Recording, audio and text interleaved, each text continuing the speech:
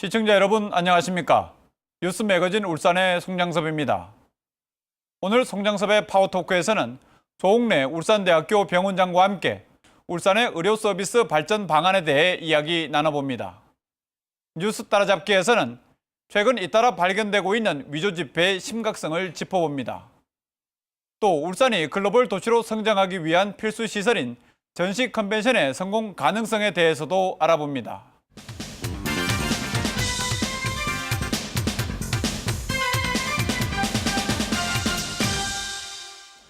송장섭의 파워토크 시간입니다. 오늘은 조옥래 울산대학교 병원장과 함께합니다. 병원장님 반갑습니다. 네, 감사합니다. 예. 벌써 이제 취임하신 지 1년이 지나지 않았습니까? 지난 1년 이렇게 되돌아보시면 이제 지역 암센터 지정된 게 가장 큰 성과로 꼽을 수 있을 것 같은데 1년 동안의 성과를 병원장님 나름대로 좀 평가를 하신다면 어떻게 평가를 하시겠습니까? 우리가 이 1년 동안의 평가라 그러면은 우리가 그 최근에 우리 여러 보건복지부라든가 이런 정부기관에서 발표한 바에 같이 우리가 수술 건수 또 이런 보건 심평원에 있는 이런 보험 청구액 등 이런 것을 병상수 대비를 봤을 때는 우리 병원이 영남권에서 부산대학병원이나 경북대학병원과 어깨를 나란히 하는 이런 영남권의 대표적인 병원으로 저희 병원이 성장할 수 있다고 볼 수 있겠고요. 예. 또 한 가지는 이 울산대학교 병원이 울산시민뿐만 아니고 울산시에서도 역점사업으로 추진하고 있는 이런 암센터, 지역 암센터 사업에 저희 병원도 신규 암센터 사업이 지금 순조롭게 진행되고 있습니다. 그리고 우리가 주목돼야 될 것은 이러한 암센터 사업이 보건복지 분야에 있어서 울산의 첫 전국規모의 국책 사업이라는 이런 큰 의미가 있다고 하겠습니다. 예. 지역 암센터 지정되면서 지금 이제 암센터 건립하고 있지 않습니까? 네. 울산 시민들도 관심이 참 높은데 공사 진척도나 아니면 뭐 장비 도입이나 어떻게 진척되고 있는지 설명을 좀 해주시겠습니까? 네, 저희 울산대학병원이 사실 내년 말에 완공을 지금 목표로 지금 건물이 많이 올라가고 있습니다. 예. 그래서 우리가 이러한 건물을 짓는 데는 정말 2천억 원 이상의 이런 막대한 자금이 들어가고 있고요. 또한 내년 초반에는 이제 장비 구입 분야에서도 우리가 한 300억 원 이상 가량의 자금 투입해서 예. 우리가 최첨단 시설, 예를 들어서 뭐 로봇 수술 시스템이라든지 그다음에 최신형 방사선 치료기를 추가를 도입한다든지 이러한 여러 사업이 지금 착착 진행되고 있습니다. 예. 예산 규모가 만만치 않은데요. 네. 일단 지역 암센터 하면 이제 암과 관련된 일을 하겠구나 이렇게 이제 일반적으로 생각하기 쉬운데 구체적으로 암센터가 이제 완공이 되면 어떤 역할을 하게 되는지 설명을 좀 해주시겠습니까? 아시다시피 암에 있어서는 우리가 조기 예방도 해야 되고요. 암을 조기 진단을 하고 또 정확한 시기에 수술도 해야 되고 또 수술이 끝난다면 암의 단계별로 인해서 항암 치료나 방사선 치료 또 우리가 이게 암 환자들의 경우에는 마지막 순간을 마칠 때까지 편안한 삶을 종결하는 이러한 소위 말해서는 호스피스 산업, 또 다른 말로는 완화사 서비스라고도 그러는데 이런 모든 사업이 어우러져야 하는 종합적인 치료입니다. 그래서 이러한 것들이 울산에서도 이제 앞으로 울산 시민을 대상으로 이런 치료가 이루어질 수 있다는 것이 무엇보다도 굉장히 중요한 점이고요. 더군다나 우리 울산에 있어서의 이런 암센터 사업은 보건복지부, 울산시, 또 시군구 보건소, 또한 지역의 이런 의료인들과 더불어서 여러 가지 협진 체제가 필요해서 이런 것들을 구축하는 것이 이렇게 진행되고 있다고 볼 수 있겠습니다. 예. 그러니까 암과 관련된 정확한 진단뿐만 아니라 호스피스 사업까지, 그러니까 처음부터 끝까지 네. 암 전반에 대한 어떤 일괄 서비스가 가능하다 이렇게 네. 보면 되겠네요, 그죠? 네, 그렇습니다. 예. 그리고 최근 언론을 통해서 이제 전국 66개 주요 대학병원의 환자 사망률에 대한 통계가 공개됐는데 어떤 내용인지 또 울산대학교는 어떤 평가를 받았는지 궁금한데요. 근데 사실 이 점에 있어서는 저희가 보건복지부 산하에 건강보험심사평가원이라는 기관이 있습니다. 그래서 이 기관의 자료를 토대로 해서 사망률을 비교해 봤을 때는 사실 사망률이 낮은 병원과 또 높은 병원들이 거의 한 3배가량의 차이가 난다는 이런 놀라운 사실이 밝혀졌습니다. 환자들한테 상당히 중요한 정보네요. 네, 그렇죠. 근데 이제 저희 병원의 경우는 우리가 부산, 울산, 경남 지역에서는 유일하게 저희 병원이 사망률이 제일 낮은 병원으로 이렇게 분류가 됐습니다. 그래서 이 이야기는 그 3배라는 거는 사실 그 사망률이 높은 병원에 예를 들어서 치료를 받는 이론상 치료받는 환자 3명 중에 그중에 한 2명 정도는 낮은 병원에 갔으면 살 수도 있지 않았을까. 이러한 아주 그 일이기 때문에 모든 사람들이 아주 관심과 이런 그 시선을 아마 집중받았던 것 같습니다. 예. 근데 보통 저희가 지방에서 이제 큰 병이 걸리면 서울로 가야 된다 그래서 서울로 많이 올라가지 않습니까? 근데 이번 이 조사 결과를 놓고 보면 이런 지방의 어떤 환자들의 잘못된 인식들이 잘 반영되어 있다 그러는데 예, 어떤 부분에서 그런 점들이 좀 드러났습니까? 근데 사실 이 점이 굉장히 중요한 점이라고 볼 수 있겠는데요. 저도 이제 몇 건의 그 컬럼을 이런 분야에서 쓴 적이 있었습니다. 그래서 사실 우리가 지방에 있는 환자들이 서울에 이렇게 대형 병원에 가는 이유는 정말 막연한 기대감이라고 할 수 있겠죠. 또 우리가 소위 말하는 그냥 큰 데 가면 좋다라는 이런 고정관념도 그렇죠. 있었고요. 근데 이번에 그 공개된 자료를 보면은 그 우리 서울의 소위 그 빅5 병원이라는 큰 대형 병원 중에서 그 서울 아산병원과 서울대학병원만이 저희 병원과 같은 사망률 낮은 병원에 분류가 됐습니다. 예. 그래서 이런 얘기는 사실 그 우리가 그동안에 이런 그 고정관념 때문에 경제적인 또 치료 성적 면에서도 많은 그동안의 환자들이 손해를 보고 있었다고도 볼 수 있겠고요. 또 이런 것들은 사실은 환자들에게 그 정확한 정보를 국가나 이런 기관, 공식령 받는 기관에서 자주 공개를 해줌으로써 지방병원, 거점 병원들이 이런 일도 열심히 할 수 있고 또 환자들이 굳이 이런 한 곳으로 쏠리는 것을 막을 수 있는 유일한 방법이라고 생각됩니다. 예. 그런데 일반적으로 생각하면 이제 서울에 있는 대형 병원들은 아무래도 의료진도 우수하고 또 장비도 좋은 장비를 많이 가지고 있어서 사망률이 오히려 더 낮을 것 같은데 높게 나타난 이유는 어디에 있습니까? 그래서 이게 저도 이제 이런 점은 굉장히 조심스러운 면도 있긴 하지만 네. 전번 주에 우리 그 한국의료재단에서 한 그 정책 세미나라는 부분에서 이런 점을 짚고 넘어간 적이 예. 있었습니다. 그래서 여기서 우리가 지적한 거는 이런 수도권에 있는 그 대형 병원은 그 인근 지역에 있는 환자뿐만 아니고 지방에 있는 많은 환자들이 이렇게 올라오다 보니까 소위 말해서 의료의 과부하가 걸렸다라고도 이게 볼 수 있는 거죠. 예를 들어서 하루에 우리가 그 위암 환자를 1명 내지 2명을 정성스럽게 수술하는 의사와 그 하루에 6 내지 7명을 위암 환자를 수술하는 의사들의 이런 환자에 대한 그 치료의 질이라는 거는 우리가 자명하다고 생각될 수 있거든요. 그래서 이런 것들이 그 하루빨리 이런 정보가 일반 환자들한테 공개돼 갖고 이런 집중한 현상도 막을 수 있고 또 한편으로는 이런 세미나에서는 이러한 환자 1인당 의료진의 환자들의 그 치료하는 건수라든가 이런 것들을 의료기관 평가라든가 인증의 이런 척도로 써야 된다. 이런 주장도 일부 제기되고 있습니다. 결국 이제 병원 규모에 비해서 환자가 너무 많이 몰리니까 최상의 의료 서비스를 제공하지 못했고 그래서 결국은 환자들이 불이익을 받을 수 있다. 이제 그렇게 정리를 할 수 있겠네요. 네, 그렇습니다. 그러면 울산대 병원이 상대적으로 좋은 평가를 받았다는 거는 그 역으로 생각하면 되나요? 이런 거는 이제 여러 측면이 있겠지만은 저희는 우리가 우리 의사 1인당의 여러 가지 그 적정 진료에 대해서 저희가 신경을 많이 쓰고 있습니다. 예.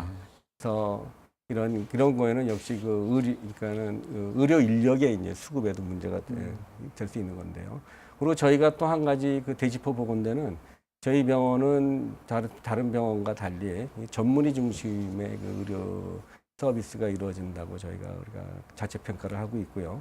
또한 저희는 지역적으로 좀 다른 병원과 특성이 있게 저희 병원 주위에 그 의사 사택이 있습니다. 네. 사택. 그래서 의사들이 모여 있다 보니까 모든 문제에 있어서도 같이 유기적으로 협조도 잘 되고 또 빠른 시간 내에 의사 결정도 빨리 되게 해서 이런 것들이 이런 치료에 많이 도움되지 않았나. 더욱이 저희가 이런 거는 뭐 성적이 발표는 안 되지만 우리가 중환자 이런 관리라든가 이런 데 특별히 저희가 신경을 쓰고 있거든요. 이런 것들이 아마도 이런 좋은 성적이 나타나지 않나 이렇게 생각이 듭니다. 네. 그럼 이제 울산대학병원이 이제 지방에 있는 어떤 그런 핸디캡을 극복하고 중앙에 있는 대형 병원들과 이렇게 어깨를 나란히 할 수 있는 거는 나름대로 어떤 특성화된 분야가 있고 나름대로 이제 뭐 어디 내놔도 네. 자신 있는 분야가 있을 텐데 울산대학교만의 어떤 특성화된 의료 분야 어떤 것들이 있습니까? 네, 이제 먼저 저희가 이제 그 암 수술에 있어서 최근에 우리 언론에 공개된 그 통계가 있습니다. 예. 그래서 저희가 그 암이라 하면 위암, 대장암, 간암, 폐암, 뭐 유방암, 갑상선암 이런 걸 보이 6대 암이라고 우리가 보통 지칭을 하는데요. 이 6대 암의 수술 실적에 있어서 그 전국 한 30위권의 병원들을 총 이렇게 그 나타낸 자료가 있었습니다. 근데 저희 병원이 사실은 그 6대 암에 골고루 30위권 안에 들어가 있는 이런 통계 수치가 나왔어요. 그래서 이런 경우는 전국에는 한 14군데 종합병원밖에는 이런 그 달성한 병원이 없습니다. 예.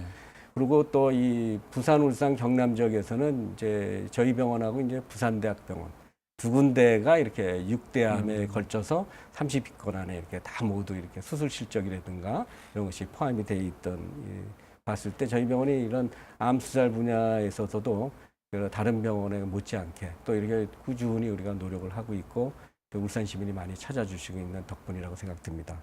또 한 가지는 이제 저희 병원이 뭐 저도 거기에 그 연루가 돼 있긴 하지만 처음에 설립할 때부터 저희 병원이 장기 이식 쪽에 역점을 뒀습니다. 예. 그래서 우리가 처음 제가 98년도에 처음 그 콩팥 이식 수술 울산에 처음 시작을 했었고요. 예. 그 이후로는 이제 간 이식을 이제 시작을 했고 왜 이런 일이 우리가 역점을 뒀냐면 병원 산업에 있어서의 이런 그 장기 이식 분야라는 거는 여러 그 수술이라든가 단편적인 분야로만 갖고는 환자를 살릴 수가 없습니다.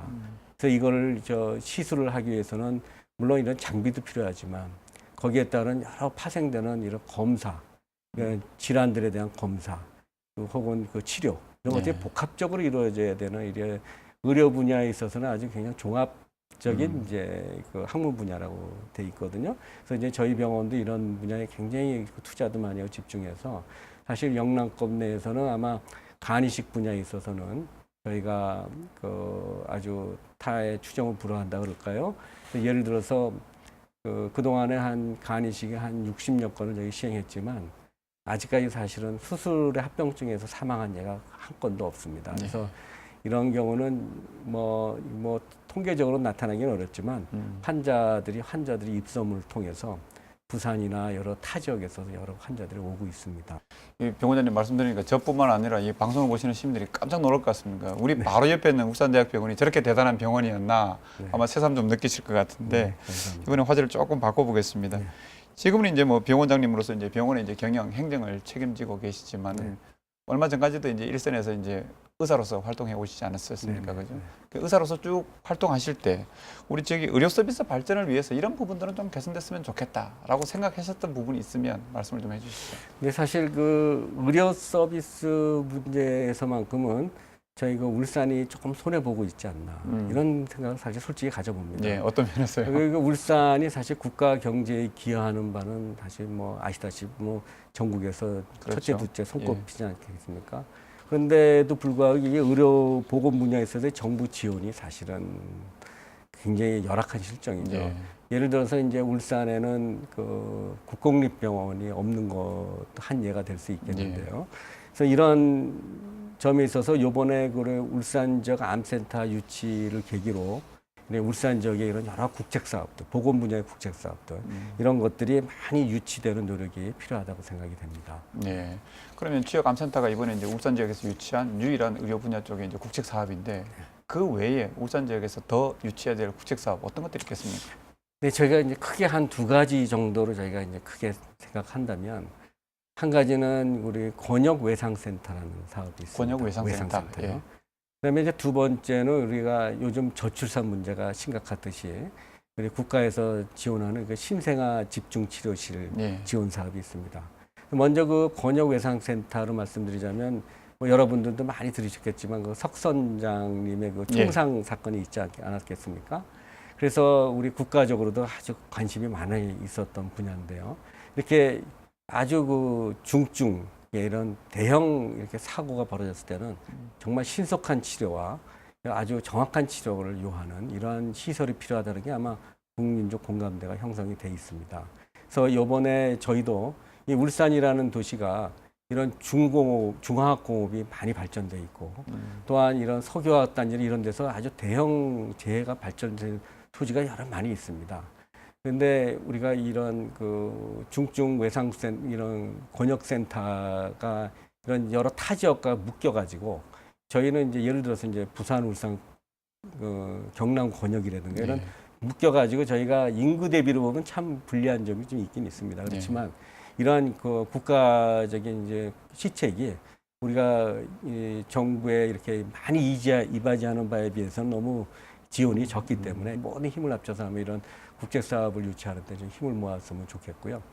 또 한 가지는 우리 그 아시다시피 그 저출산의 문제가 심각하지 않겠습니까?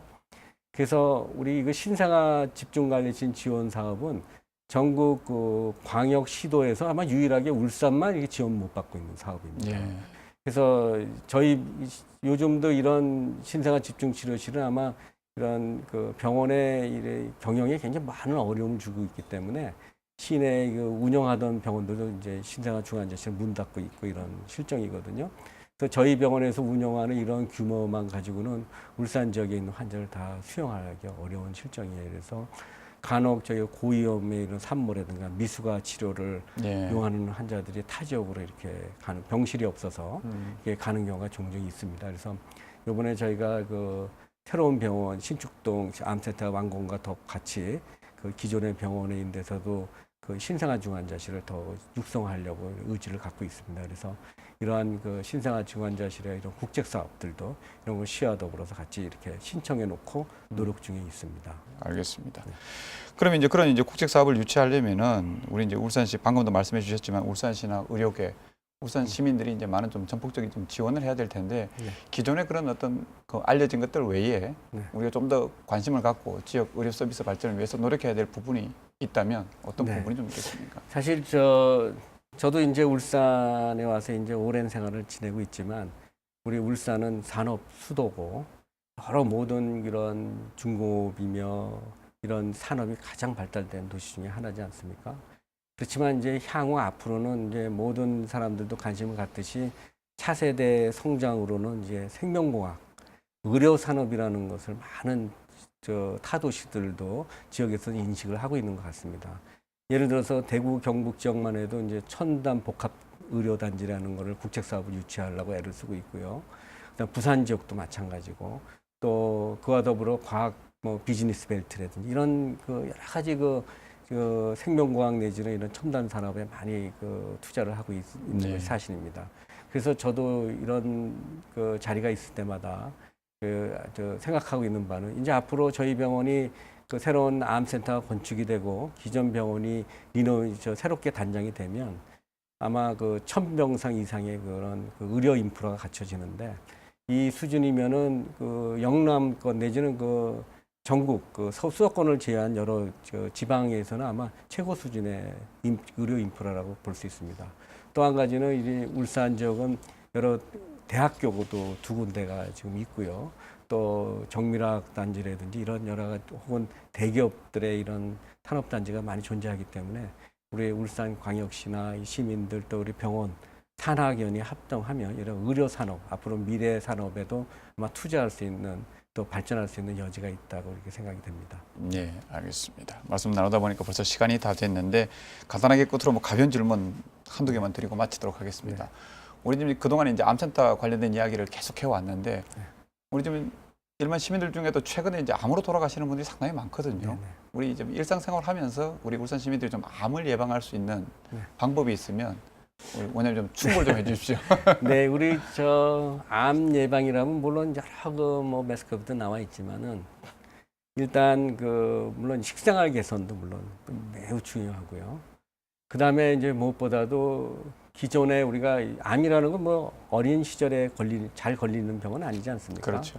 성인이 돼서 많이 걸리는데 무엇보다도 조기 검진이라고 저는 생각이 듭니다. 그래서 아마 이제 울산 지역에는 그래도 그나마 여러 이제 기업체들이 많이 있기 때문에 시민들이 이런 검진의 혜택을 많이 보고 있는 아마 전국에서 아마 유일한 도시라고 저는 생각이 들거든요. 그래서 이런 검진에서 조기 발견이 굉장히 암 치료에 중요하고요.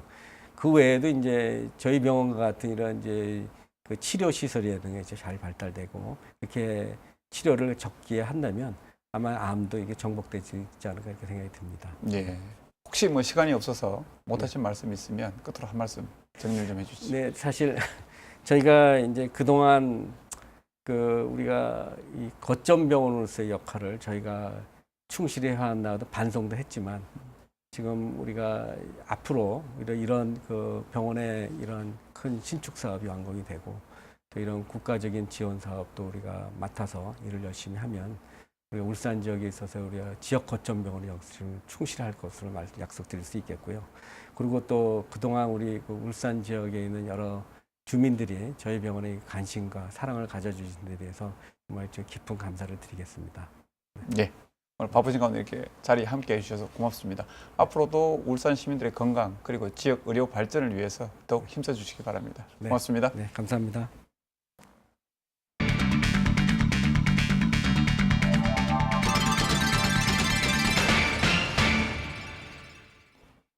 취재 기자와 함께 한 주간의 뉴스를 정리하는 뉴스 따라잡기 시간입니다. 이정환 기자 나와 있습니다. 이정환 기자, 오늘 어떤 뉴스 준비해 오셨습니까? 네, 오늘은 최근 잇따라 발견되고 있는 위조 지폐의 심각성과 피해 방지 요령에 대해서 알아보도록 하겠습니다. 또 울산이 글로벌 도시로 성장하기 위한 필수 시설로 여겨지고 있는 전시 컨벤션 센터의 성공 가능성에 대해서도 진단해 보겠습니다. 연말을 앞두고 울산 지역에서 5만 원권 위조 지폐가 잇따라 발견돼 경찰이 수사에 나섰는데요. 다행히 범인은 잡혔다면서요? 네, 그렇습니다. 지난달 18일 남구의 신정시장에서 5만 원권 위조 지폐가 발견됐습니다. 사흘 뒤에는 모은행 남구지점과 남구 삼산동 농수산물 시장에서도 5만 원권 위조 지폐가 발견되는 등 며칠 사이 5건의 위조 지폐 신고가 경찰에 접수됐습니다. 경찰은 울산에서 발견된 위조 지폐의 일련 번호가 부산과 경남 지역에서 발견된 위조 지폐와 같았기 때문에 동일범의 소행으로 보고 수사를 벌여왔습니다. 그런데 지난 화요일 포항의 죽도시장에서 한 30대 남자가 물건을 사고 돈을 건넸는데 이 돈이 위조 지폐라는 것을 알아차린 시장 상인의 신고로 경찰에 붙잡히고 말았습니다. 경찰에 붙잡혔을 때 이 남자는 5만 원권 위조 지폐 100여 장을 가지고 있었으며 잡히기 10여 분 전에도 인근 노점상에서 위조 지폐를 사용했던 것으로 드러났습니다. 스캐너 아니십니까? 고기 넣어갖고 복사해서 고래 붙여가 앞뒤 붙여가 그랬었죠. 5만 원짜리 보면 은선 같은 거 있는데 뭐 약간 반짝반짝하는 거 은색빛 나는 게 있는데 그거는 이제 시중에서 산 은색 형광펜 아니십니까? 그걸로 색칠한 거죠, 색칠. 이번에 발견된 위조 지폐는 홀로그램이 없는 점을 빼면 육안으로 보기에는 실제 화폐와 큰 차이가 없어서 밝은 곳에서 확인하지 않는 한 식별이 어렵습니다. 또 범인은 유동인구가 많은 재래시장에서 상인들이 가장 바쁜 시간에 위조 지폐를 사용해 위조 지폐가 즉시 발견되기 어려운 허점을 노렸습니다. 화폐의 경우에는 그 나라 최고 인쇄 기술로 제작을 하기 때문에 쉽게 위조를 한다는 것은 불가능에 가깝습니다. 하지만 복사나 스캔의 방법으로 위조를 했을 경우에 또 그것이 유동인구가 많은 시장, 노인, 상인들 상대로 사용이 됐을 경우에 주의하지 않으면 피해를 당하기 쉽습니다. 부산과 경남, 경북을 돌며 위조 지폐를 사용해온 범인이 붙잡히면서 이번 위조 지폐 사건은 일단락됐지만 울산에서도 올해만 모두 22장의 위조 지폐가 발견된 만큼 시민들의 각별한 주의가 요구됩니다. 더 큰 피해가 발생하기 전에 범인이 잡혀서 참 다행입니다. 저도 통계를 보고 깜짝 놀랐는데요. 연간 발생하는 위조 지폐가 일반인들이 생각하는 것보다 훨씬 많던데요. 네, 그렇습니다. 위조 지폐가 시중에 유통되면 상인들은 물론 일반인들까지 불안감을 느낄 여지가 있고 또 모방 범죄가 높아질 가능성도 높기 때문에 매우 위험하다고 할 수 있습니다.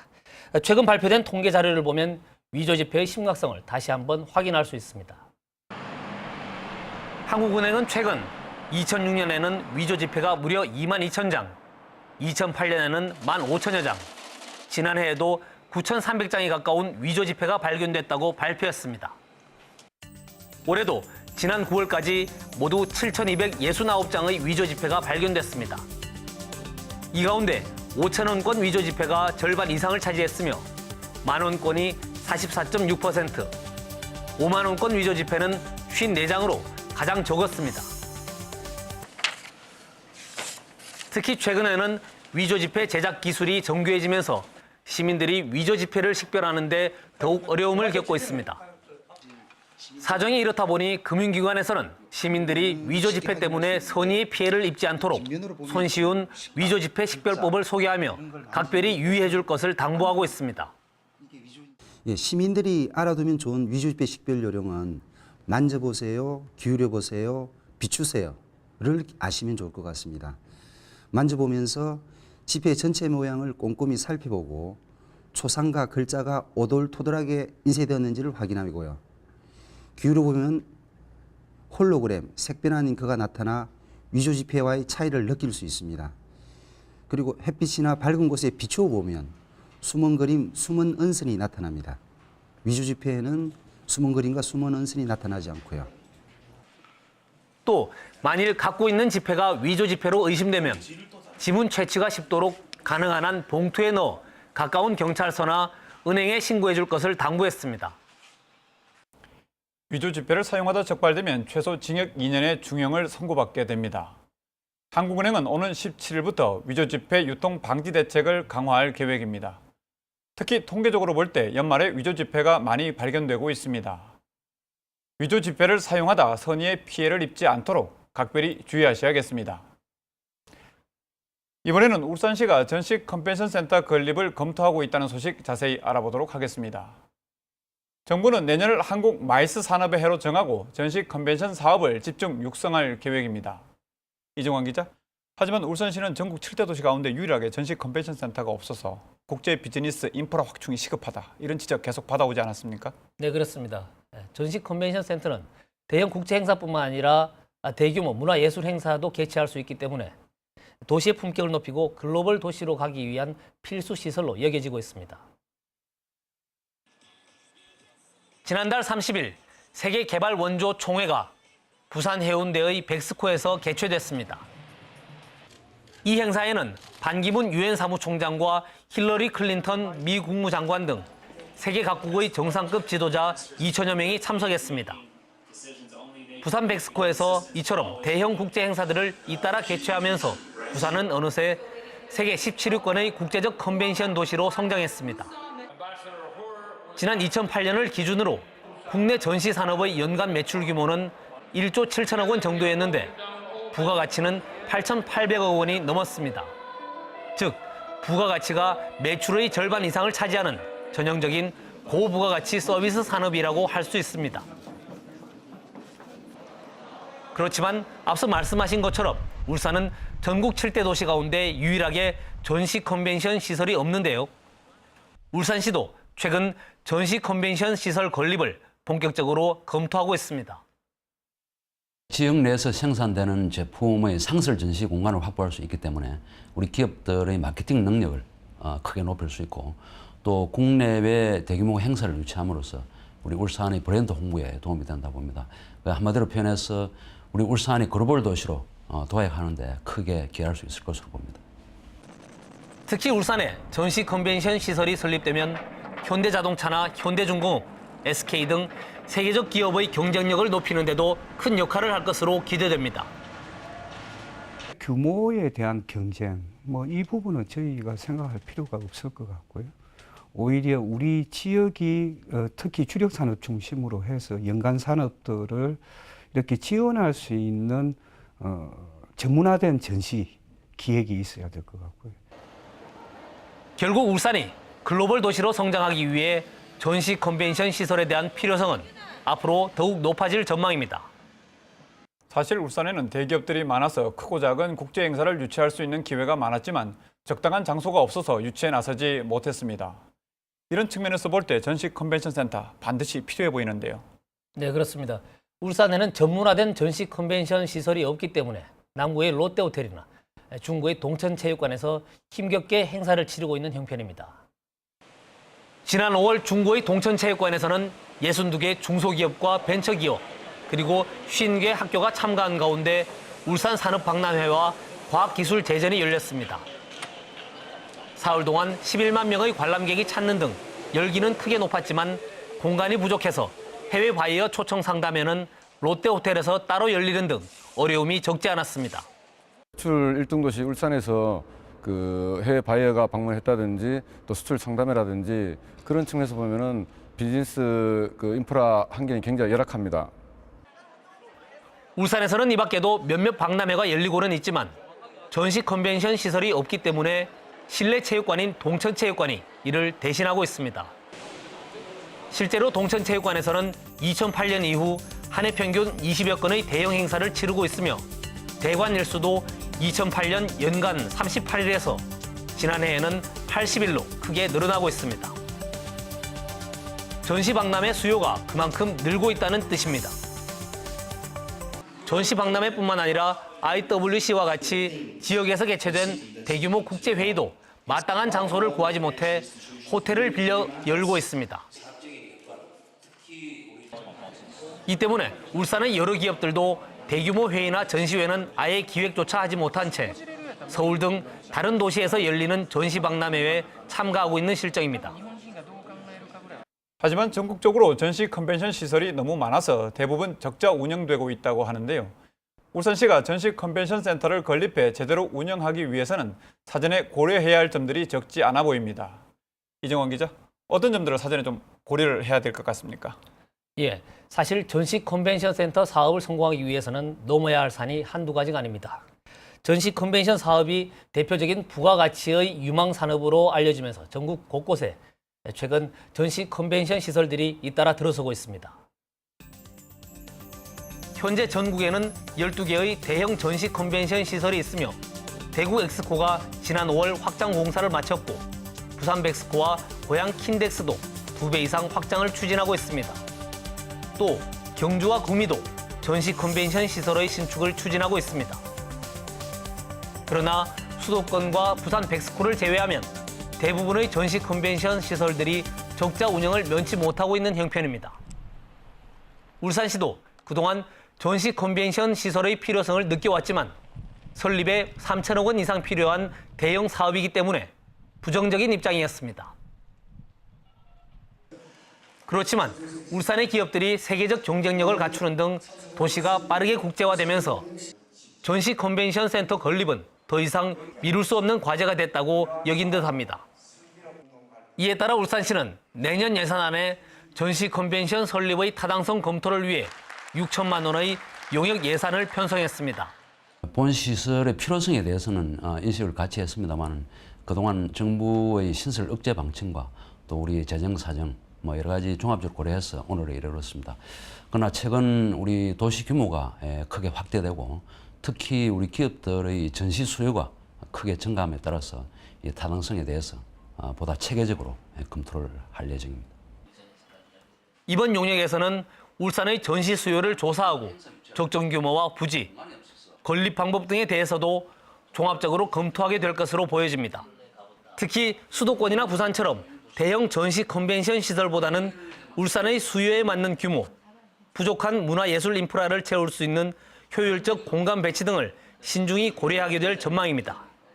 지식경제부나 중앙부처에서 이제 지방의 전시 컨벤션 센터에 여전히 부정적인 것은 사실이고요. 그래서 국비 확보가 쉽지는 않을 겁니다. 그럼에도 불구하고 울산의 이런 시설의 필요성을 이번 타당성 용역 검토를 통해서 충분히 증명을 할 수 있다면 이 용역 결과를 바탕으로 그런 이제 예산을 확보할 수 있는 방안을 추진을 할 것이고요. 그리고 민자 유치라든지 그런 건립 방법에 있어서도 광범위하게 용역을 통해서 검토를 하고자 하는 겁니다. 특히 막대한 사업비 때문에 울산시의 재정에 장기적인 부담이 될 것이라는 부정적 시각도 만만치 않기 때문에 전시 컨벤션 추진을 둘러싼 논란은 당분간 계속될 전망입니다. 전시 컨벤션 시설은 그 자체만으로도 새로운 고부가가치를 창출하면서도 도시 위상과 시민들의 삶의 질을 높이는 데 분명 긍정적인 효과가 있습니다. 하지만 섣불리 추진했다가는 두고두고 예산만 축내는 골칫덩어리가 될 수도 있습니다. 따라서 전시 컨벤션 센터 건립에 필요한 재원 확보 방안이나 적자를 줄일 수 있는 효율적인 운영 방안에 대한 신중한 검토가 반드시 선행돼야 할 것입니다. 이정원 기자 고생하셨습니다. 뉴스 매거진 울산 오늘 준비한 소식은 여기까지입니다. 지난 1일부터 어려운 이웃들과 따뜻한 사랑을 나눌 수 있는 공동 모금 운동이 시작됐습니다. 울산은 해마다 모금액이 늘고 있지만 대부분 대기업들의 고액 기부로 일반 시민들의 소액 기부는 많지 않습니다.